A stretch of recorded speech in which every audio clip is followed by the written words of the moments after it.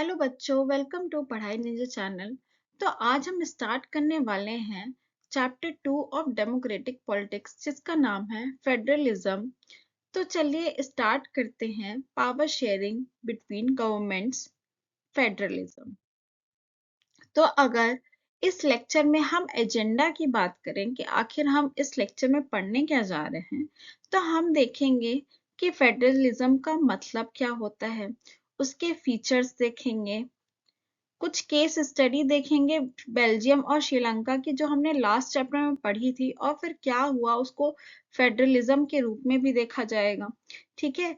India का federal structure देखेंगे हम, डिवीजन ऑफ पावर्स देखेंगे कि कैसे हमने पावर को डिवाइड किया हुआ है।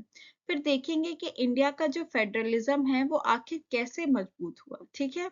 कुछ देखेंगे कि हम लिंग्विस्टिक तरीके से कैसे हमने स्टेट्स को बनाया, सेंट्रल और स्टेट का रिलेशन देखेंगे, और फिर देखेंगे कि डिसेंट्रलाइजेशन इंडिया में कैसे हुआ। तो चलिए स्टार्ट करते हैं, एक एक करके टॉपिक पढ़ेंगे। सबसे पहले अगर हम बात करें कि फेडरलिज्म आखिर होता क्या है, तो फेडरलिज्म एक ऐसा सिस्टम है जिसमें पावर दो या दो से ज्यादा लेवल ऑफ गवर्नमेंट के बीच में डिवाइडेड होती है।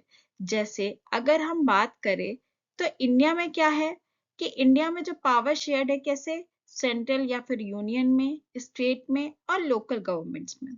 तो कॉन्स्टिट्यूशन जो है हमारा इंडिया का, वो क्लियरली बताता है कि किसको क्या पावर्स मिलेंगी, और कोई लेवल अपने आप रूल्स चेंज नहीं कर सकता। मतलब अगर आप कहो कि स्टेट गवर्नमेंट चाहती है कि हम कोई भी आज से पुलिस व्हाइट कलर की यूनिफॉर्म पहनेंगे, ऐसा, तो ये चीज, या फिर आप कह लो कि पुलिस किसी और की सुरक्षा करेंगे, तो ऐसा स्टेट नहीं कर सकती। स्टेट लेवल पे ये जो है रूल चेंज नहीं हो सकते, है ना। तो कॉन्स्टिट्यूशन ने बताया है कि पुलिस जो है, पुलिस कौन किसका सब्जेक्ट है, ये सेंट्रल गवर्नमेंट देखेगी क्या स्टेट गवर्नमेंट देखेगी, है ना।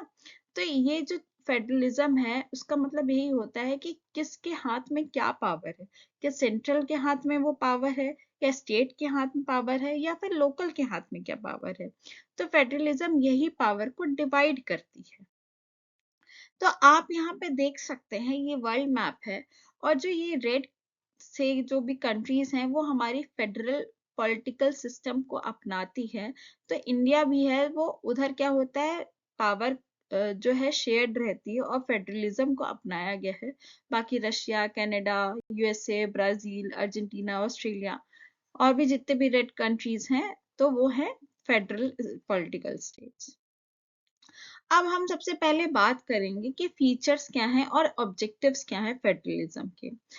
तो सबसे पहले अगर हम मेन ऑब्जेक्टिव देखें फेडरलिज्म का, तो यूनिटी को मेंटेन करते हुए डाइवर्सिटी को रिस्पेक्ट करना सबसे पहला और फॉरमोस्ट इम्पोर्टेंट ऑब्जेक्टिव है फेडरलिज्म का।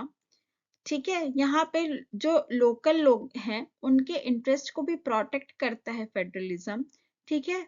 अगर पावर एक ही जगह ना रहे, मतलब कंसंट्रेशन ऑफ पावर को भी प्रिवेंट करता है कि एक ही जगह, एक ही, या फिर सेंट्रल गवर्नमेंट को ना पावर दे हम पूरी, या फिर स्टेट गवर्नमेंट को ना पावर दे पूरी, मतलब एक ही जगह का पावर कंसंट्रेशन को भी प्रोटेक्ट करता है। फिर ये एक बैलेंस बनाए रखता है नेशनल और रीजनल नीड्स में। अगर हम फीचर्स की बात करें तो फीचर्स में आता है कि इसके फीचर्स क्या क्या हैं, तो इसको हम दो या दो से ज्यादा लेवल ऑफ गवर्नमेंट के बीच में रखते हैं। ठीक है। कॉन्स्टिट्यूशनल पावर डिवीजन होता है, इंडिपेंडेंट जुडिशरी होती है जो कि डिस्प्यूट्स को रिजॉल्व करती है।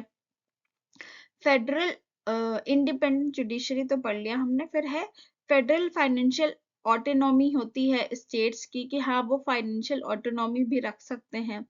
कुछ कंट्रीज में डुअल सिटीजनशिप भी अलाउ करती है, जैसे कि यूएसए में जो उधर के सिटीजन्स होते हैं उनको दो दो सिटीजनशिप मिलती है, एक स्टेट की मिलती है और एक कंट्री की मिलती है। जैसे हमारे इंडिया में सिर्फ एक हमें सिर्फ एक ही इंडिया की मिलती है, उधर क्या होता है कि सब जगह की एक स्टेट की और एक कंट्री की सिटीजनशिप मिलती है। ठीक है। और एक रिजिड कॉन्स्टिट्यूशन भी इसका फीचर है कि अगर चेंजेस चाहिए होते हैं तो अप्रूवल चाहिए होता है यूनियन और स्टेट दोनों से ही। तो ये कुछ फीचर्स हो गए हमारे फेडरलिज्म के। अगर अब हम सबसे पहले बात करें, हाँ, अब हम बात करते हैं फेडरल वर्सेस यूनिटरी सिस्टम की। तो फेडरल सिस्टम्स में क्या होता है कि जो पावर्स हैं वो कॉन्स्टिट्यूशन की डिवाइड के थ्रू डिवाइडेड होती हैं, ठीक है। तो हमने टू या हाँ, टू या मोर लेवल ऑफ गवर्नमेंट के बीच में हम क्या कर देते हैं, पावर को डिवाइड कर देते हैं। जो सेंट्रल स्टेट्स को कमांड नहीं कर सकता, मतलब कोई भी सेंटर है वो स्टेट्स को कमांड नहीं कर सकता, ठीक है। पावर जो है कॉन्स्टिट्यूशन के द्वारा डिवाइड होती है और सेंट्रल गवर्नमेंट ऑर्डर नहीं कर सकता कि दो या दो से ज्यादा लेवल की गवर्नमेंट में इसको हम पावर शेयर करते हैं। तो ये हो गया हमारा फेडरल सिस्टम जो कि इंडिया में फॉलो किया जाता है। यूनिटरी सिस्टम की अगर बात करें तो उधर क्या होता है कि स्ट्रॉन्ग सेंट्रल अथॉरिटी होती है जिसके नीचे लोकल यूनिट काम करती है एज अ सबऑर्डिनेट, उनको सबऑर्डिनेट कहा जाता है, ठीक है। और यहाँ पे जो सेंटर है उनके पास पावर होती है कि वो चेंज कर सकता है किसी भी टाइम पे। तो दो टाइप की चीजें होती हैं, एक फेडरल सिस्टम और यूनिटरी सिस्टम। यूनिटरी सिस्टम शायद चाइना वगैरह में चलता होगा, हमारे यहाँ फेडरल सिस्टम चलता है। अब हम दो टाइप की फेडरेशन कहते हैं, एक कमिंग टुगेदर फेडरेशन और एक होल्डिंग टुगेदर फेडरेशन, ठीक है। कमिंग टुगेदर फेडरेशन का मतलब क्या है कि independent states join to form a bigger unit. All units have equal power, जैसे कि यूएसए, स्विट्जरलैंड, ऑस्ट्रेलिया। तो यूएसए में जितने भी स्टेट्स हैं, आपने स्टेट्स के नाम जैसे मुझे अभी तो याद नहीं आ रहा है, पर अलग अलग स्टेट्स के नाम हैं, ठीक है। जैसे फ्लोरिडा हो गया और ये सब जो हैं स्टेट्स हैं यूएसए की, वो अलग अलग स्टेट्स हैं और वो एक साथ बनके क्या हो जाती है, यूनाइटेड स्टेट्स ऑफ अमेरिका। तो आप ये देख सकते हैं नाम में भी उनका ये है कि यूनाइटेड स्टेट्स हुआ है अमेरिका का। तो उधर बहुत सारी स्टेट्स एक साथ मिल के आई हुई हैं और उन्होंने एक यूएसए को फॉर्म किया है। और उधर की सारी यूनिट्स मतलब सब स्टेट्स में ना पावर का जो शेयरिंग है वो इक्वल होता है। फिर दूसरा अगर हम कह लें होल्डिंग टुगेदर फेडरेशन, इसमें क्या होता है, एक जो बड़ा कंट्री है उसको हम उधर हम क्या करते हैं, पावर का डिवाइड करते हैं। यहाँ पे क्या होता है, सेंट्रल गवर्नमेंट काफी ज्यादा स्ट्रांग होती है, जैसे कि इंडिया, स्पेन, बेल्जियम में क्या होता है, जैसे हमारी सेंट्रल गवर्नमेंट है वो स्ट्रांग होती है और हमने पावर का डिवीजन कर दिया, स्टेट्स बना दिए, फिर स्टेट्स के अंदर लोकल गवर्नमेंट बना दी। तो यहाँ पे हो गया हमारा ये होल्डिंग टुगेदर फेडरेशन। तो आप देख सकते हैं कि यहाँ पे जो ये है होल्डिंग टुगेदर में एक साथ आ रहे हैं और कमिंग टुगेदर में मतलब सारे स्टेट्स एक साथ आ रहे हैं। होल्डिंग टुगेदर में एक बड़ा स्टेट है तो वो सब उधर स्टेट्स में पावर डिवाइडेड है। अब अगर हम बात करें केस स्टडी जो हमने लास्ट चैप्टर में पढ़ी थी, तो बेल्जियम क्यों फेडरल बन गया, ठीक है। तो बेल्जियम एक छोटा सा कंट्री है जहां पे मेजोरिटी किसकी किसकी थी, डच की थी, फ्रेंच की थी और जर्मन स्पीकिंग माइनॉरिटी में थे। तो टेंशंस को अवॉइड करने के लिए कंट्रीज ने कम्युनिटी गवर्नमेंट्स, रीजनल गवर्नमेंट्स और इक्वल रिप्रेजेंटेशन का सिस्टम बनाया। तो इसका रिजल्ट क्या हुआ कि पीसफुल रिजोल्यूशन हुआ, पीसफुल कंट्री बनी और जो भी एथनिक टेंशंस थे वो रिजॉल्व हो गए। तो यहाँ पे ब्रुसेल्स में भी इक्वल रिप्रेजेंटेशन मिला। तो यहाँ पे सबको पावर शेयर करने के बाद क्या हुआ कि फेडरल सिस्टम आने के बाद पीसफुल कंट्री बन गई। पर अगर हम बात करें श्रीलंका की, तो श्रीलंका आके फेल क्यों हो गया, तो क्या हुआ था कि जो श्रीलंका है उसने तो अपोजिट ही अप्रोच ले ली थी।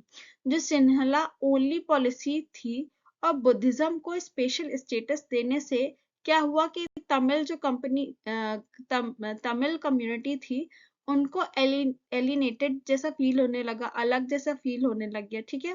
कॉन्सिक्वेंसेस क्या हुआ इसके कि सिविल वॉर हो गई। सिविल वॉर मतलब जो कंट्री के अंदर ही लोग लड़ने लग जाते, लोग आपस में लड़ने लग जाते, उसको कहते हैं सिविल वॉर। तो लेसन सिंपल है कि डाइवर्सिटी को इग्नोर करने का नुकसान तो होता ही है, जो कि हमने देखा श्रीलंका में। अब हम बात करेंगे हमारे प्यारे भारत की। तो हमारा प्यारा भारत जो है वो एक फेडरल कंट्री है, ठीक है, इंडिया को कॉन्स्टिट्यूशन में ही कहा गया है कि यूनियन ऑफ स्टेट्स, मतलब होल्डिंग टुगेदर फेडरेशन इधर आती है। तो कॉन्स्टिट्यूशन ही उसको खुद ही बोलता है यूनियन ऑफ स्टेट्स। अगर आप कॉन्स्टिट्यूशन पढ़ने जाएंगे, कॉन्स्टिट्यूशन की किताब पढ़ने जाएंगे, तो उधर आप देखेंगे India is a union of states. ठीक है, हम एक होल्डिंग टुगेदर फेडरेशन है जिसमें ओरिजिनली क्या होता है कि दो टायर्स थे, पहला था यूनियन गवर्नमेंट और दूसरा था स्टेट गवर्नमेंट। हालांकि कुछ टाइम बाद क्या हो गया कि लोकल गवर्नमेंट भी आ गई, ठीक है, और ऐड कर दिया उन्होंने लोकल गवर्नमेंट भी। अब हम बात करेंगे कि ये जो पावर डिस्ट्रीब्यूशन है, तो हमने क्या कर दिया, 3 लिस्ट बना दी। जैसे कि आपके घर में अगर पावर डिस्ट्रीब्यूशन करना हो तो कुछ-कुछ आपको मिल गई कि जाओ तुम कुछ-कुछ छोटे-मोटे सामान घर से लेकर आ सकते हो, ठीक है?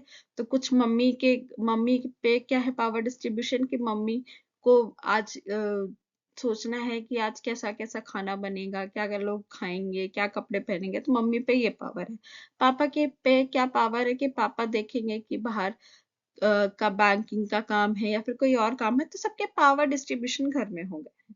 तो ऐसे ही हमने क्या किया है कि ऐसे हमने कंट्रीज में भी कर दिया और 3 लिस्ट बना दी। जैसे सपोज आप भी अपने घर में लिस्ट बना दो कि मम्मी के पावर्स, पापा के पावर्स और बच्चों के पावर्स।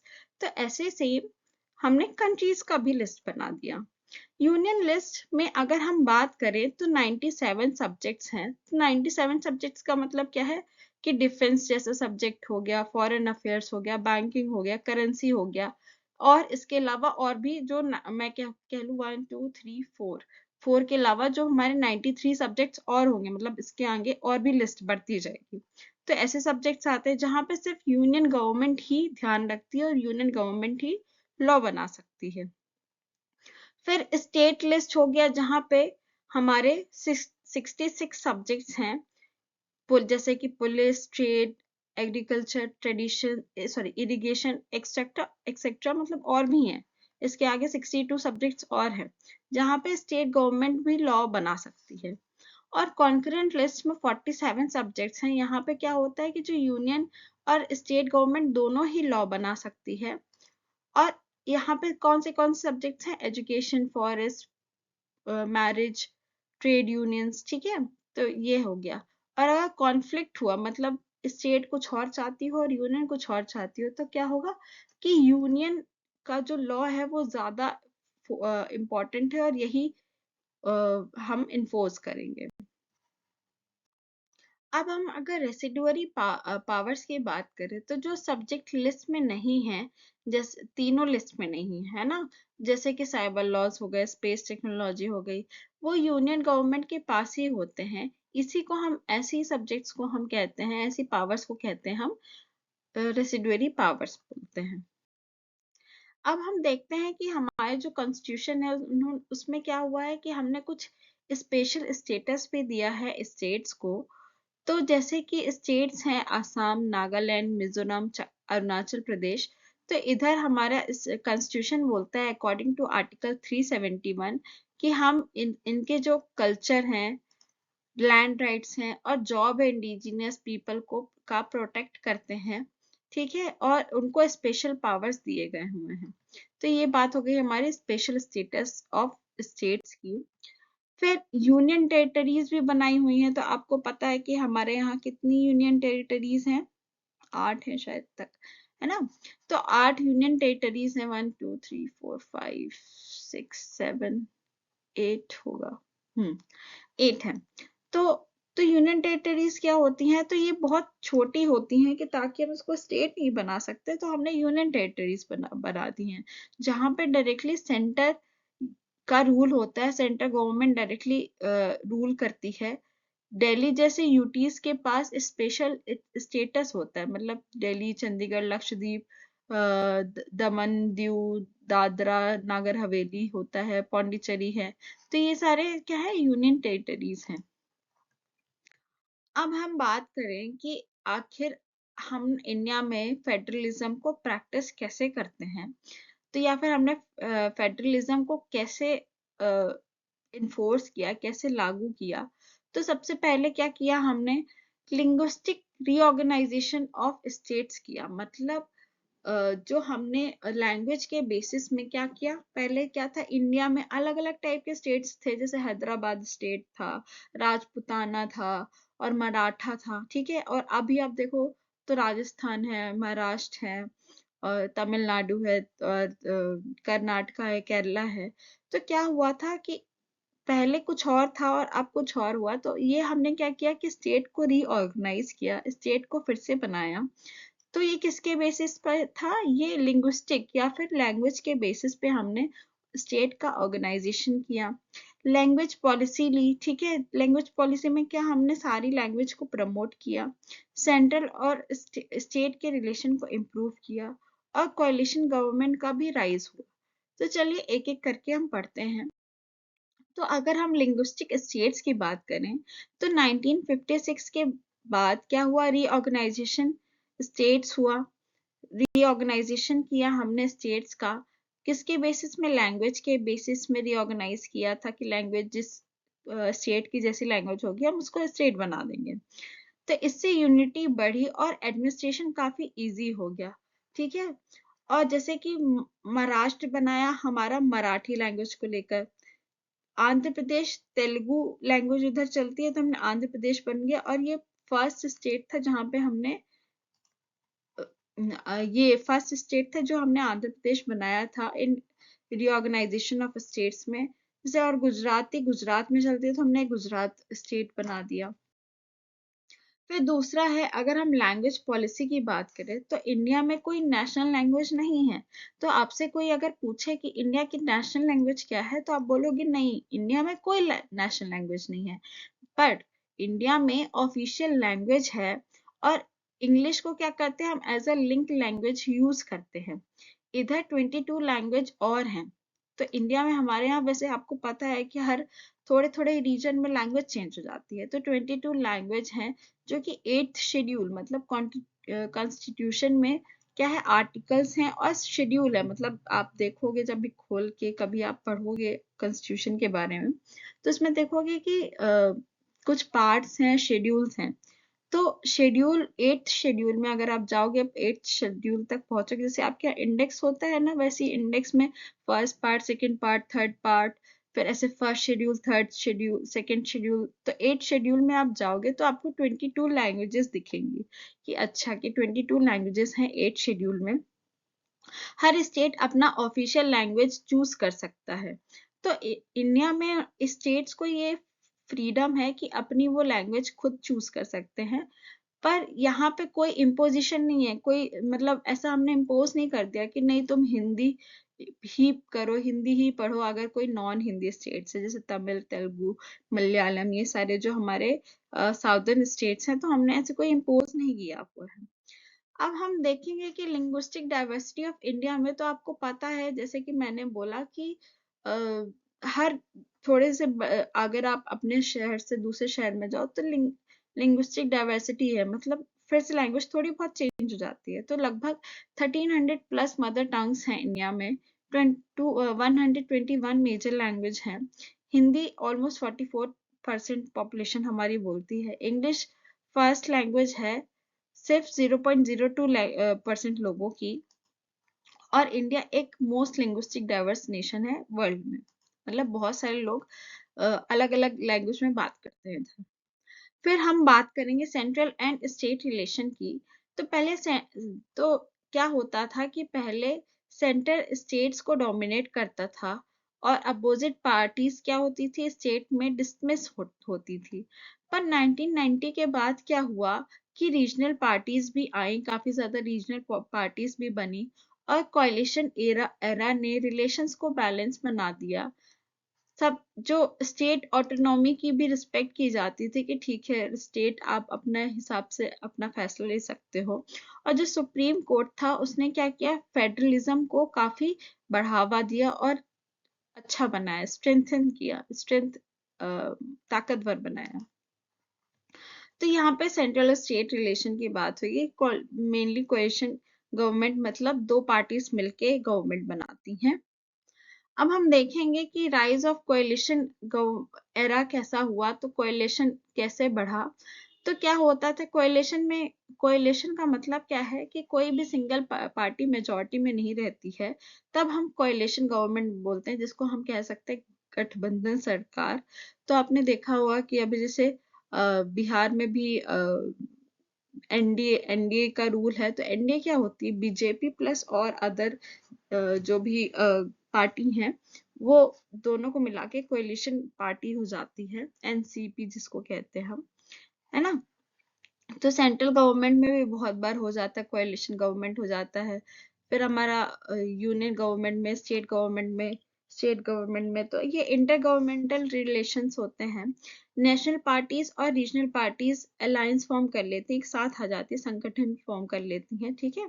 जिसके कारण क्या होता है कि पावर शेयरिंग बढ़ जाता है और फेडरल स्पिरिट भी स्ट्रेंथेंड हो जाती है, ताकतवर हो जाती है।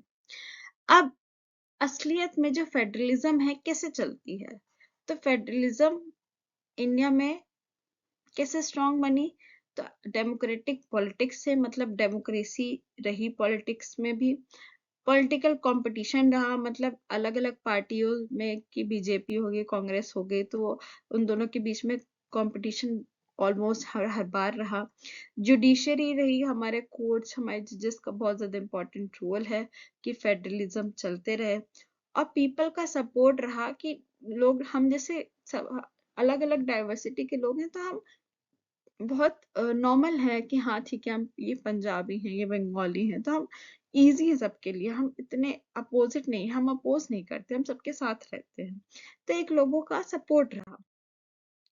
अब हम बात करेंगे डिसेंट्रलाइजेशन इन इंडिया की। तो डिसेंट्रलाइजेशन का मतलब आप ये समझ सकते हो कि जो हम पावर है, जो हमने पावर है सिर्फ एक सेंटर में ना रख के हमने अदर स्टेट्स में भी रखी है पावर, हमने लोकल गवर्नमेंट में भी पावर रखी है। तो इसका मतलब होता है डिसेंट्रलाइजेशन, मतलब पावर एक जगह कंसंट्रेट ना करके, सेंटर में कंसंट्रेट ना करके हम अलग अलग रखते हैं।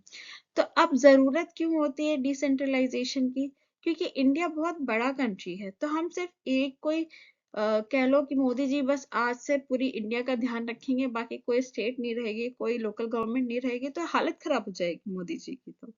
तो इसी कारण हमने क्या किया, अलग अलग स्टेट्स बनाए, अलग अलग सब जगह पावर हमने डिस्ट्रीब्यूट किया और डिसेंट्रलाइज किया।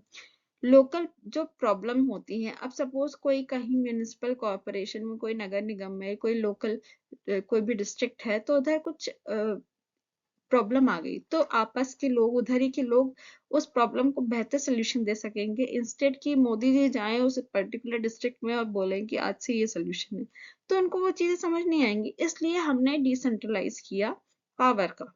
मोर पार्टिसिपेशन ऑफ पीपल, इसके कारण क्या होता है कि ज्यादा से ज्यादा लोग पार्टिसिपेट कर सकते हैं, कि वोटिंग कर सकते हैं। अकाउंटेबिलिटी इंक्रीज हो जाती है, लोग आंसरेबल रहते हैं कि अच्छा तुमने ये किया हुआ है तो ठीक है, ये चीज, ये कॉन्सिक्वेंसेस है, तो अकाउंटेबिलिटी इंक्रीज हो जाती है। तो आप ये देख सकते हो कि लोकल गवर्नमेंट इंट्रोड्यूस हुई है इंडिया में 1992 में, जो कि अमेंडमेंट था 73rd और 74th अमेंडमेंट। तो आपको ये ध्यान रखना है कि 73rd और 74th अमेंडमेंट, अमेंडमेंट का मतलब ये है चेंजेस। तो हम कॉन्स्टिट्यूशन में, जो कि भीमराव अंबेडकर जी ने कॉन्स्टिट्यूशन लिखा हुआ था, तो अब क्या है कि जो उन्होंने सब चीजें लिखवाई थी, मतलब वो कम्युनिटी के हेड थे, उस पूरे ग्रुप के हेड थे कि जो कॉन्स्टिट्यूशन बनाएंगे। तो फिर अब क्या है कि अब समय के साथ कुछ ना कुछ हमें चेंजेस लाने पड़ते हैं, तो यहाँ पे अमेंडमेंट कर देते हैं, हम कुछ चेंजेस कर देते हैं। तो ये 73rd और 74th अमेंडमेंट था, जो कि 1992 में था, जहाँ पे हमने बोला कि अब कॉन्स्टिट्यूशन में हम ये भी लिख देते हैं कि अब यहाँ पे लोकल गवर्नमेंट भी आएगी, ठीक है। अब हम बात करेंगे पंचायती राज की, सिस्टम की। तो पंचायती राज 3 टायर स्ट्रक्चर होता है। ग्राम पंचायत होता है, जो कि विलेज लेवल में ये पावर शेयर्ड रहता है। फिर पंचायत समिति या फिर जनपद समिति रहता है, जो कि ब्लॉक लेवल पे होता है। और जिला परिषद जो डिस्ट्रिक्ट लेवल पे होता है, ठीक है। यहाँ पे डायरेक्ट इलेक्शंस होते हैं। वुमेन्स के लिए 33% ऑफ रिजर्वेशन रहता है। और जो लोकल टैक्स कलेक्शन, इनके पास पावर होती है कि आप लोकल टैक्स भी कलेक्ट कर सकते हो। तो आप ये देख सकते हो कि जिला परिषद डिस्ट्रिक्ट लेवल पे होता है, ब्लॉक समिति ब्लॉक लेवल पे, और ग्राम पंचायत गांव के लेवल पे होता है। फिर अगर हम बात करें कि अर्बन लोकल गवर्नमेंट की बात करें तो सिटीज में म्यूनिसिपल कॉरपोरेशन, काउंसिल्स और नगर पंचायत रिस्पॉन्सिबल होती हैं बेसिक सर्विस की, जैसे कि रोड्स की, water supply, waste management, birth death registration. तो ये सारी जो चीजें होती हैं वो कौन देखता है? आपके यहाँ नगर निगम बना होगा, नगर पालिका होगी, नगर पंचायत होगी, तो ये सारी जो क्या होती हैं, ये डिस्ट्रिक्ट में ये सारी चीजें देखती हैं। अब लोकल गवर्नमेंट काम कैसे करती है? तो क्या होता है कि लोग रिप्रेजेंट इलेक्ट करते हैं, जैसे कि आपने पार्षदी का चुनाव देखा होगा, तो पार्षद चुनते हैं, ठीक है। रेगुलर मीटिंग्स होती हैं, फंड आए जाते हैं किससे? टैक्स। और स्टेट गवर्नमेंट भी टैक्स दे, स्टेट गवर्नमेंट भी पैसा देती है, और टैक्स से तो पैसे आते हैं उनको, ठीक है। और लोकल इश्यूज में डिसीजन ले सकते हैं, जैसे कि रोड्स कहाँ बननी है, सैनिटेशन कैसे, साफ सफाई कहाँ अच्छी है नहीं है, मार्केट कैसा है, बस स्टैंड कहाँ बनाना है। तो ये सारे काम कौन करता है? लोकल गवर्नमेंट करती है, जो कि नगर पंचायत, नगर परिषद वगैरह के लोग हैं, है ना। अब हम बात करेंगे सक्सेस ऑफ डिसेंट्रलाइजेशन की। तो डिसेंट्रलाइजेशन डेमोक्रेसी को ग्राउंड लेवल पर स्ट्रेंथन किया हुआ है, लोगों की पार्टिसिपेशन बढ़ी हुई है, डिसीजन मेकिंग में वो इन्वॉल्वमेंट हुआ है, उनका डेवलपमेंट फास्ट हुआ है, वुमेन का पार्टिसिपेशन भी बढ़ा हुआ है, और अकाउंटेबिलिटी भी इम्प्रूव हुई है, ठीक है। लोकल डेवलपमेंट बेहतर हुआ है। तो यहाँ पे हम ये कह सकते हैं कि जो डिसेंट्रलाइजेशन, हमने पावर की शेयरिंग जो लोकल और स्टेट गवर्नमेंट में किया है, तो वहां पे क्या हो गया कि डेमोक्रेसी भी ज्यादा आई है लोकल गवर्नमेंट में। तो अगर हम समरी की बात करें तो फेडरलिज्म बेसिकली पावर शेयरिंग का बेस्ट मॉडल है। इंडिया में जो 3 लेवल का सिस्टम है वो बेस्ड है यूनियन, स्टेट और लोकल पे। लिंग्विस्टिक स्टेट्स, बैलेंस सेंटर और स्टेट रिलेशन, और डिसेंट्रलाइजेशन गवर्नेंस को एफिशिएंट बनाती है, इंडिया के फेडरलिज्म को स्ट्रॉन्ग करती है। और पंचायती राज एक ग्रास रूट डेमोक्रेसी, जो कि एक विलेज लेवल के भी डेमोक्रेसी, विलेज में भी डेमोक्रेसी को एनहांस करती है। तो ये हमारी हो गई समरी। अगर आपको वीडियो पसंद आया हो तो लाइक जरूर करिए, कोई डाउट हो तो कमेंट जरूर करिए, आपके सारे डाउट्स को हम देखेंगे। अपने दोस्तों के साथ शेयर करिए, और अगर चैनल को सब्सक्राइब नहीं किया है तो अब तक सब्सक्राइब भी कर लें। और फिर हम मिलते हैं नेक्स्ट चैप्टर में, तब तक के लिए थैंक यू। पढ़ते रहिए, बढ़ते रहिए।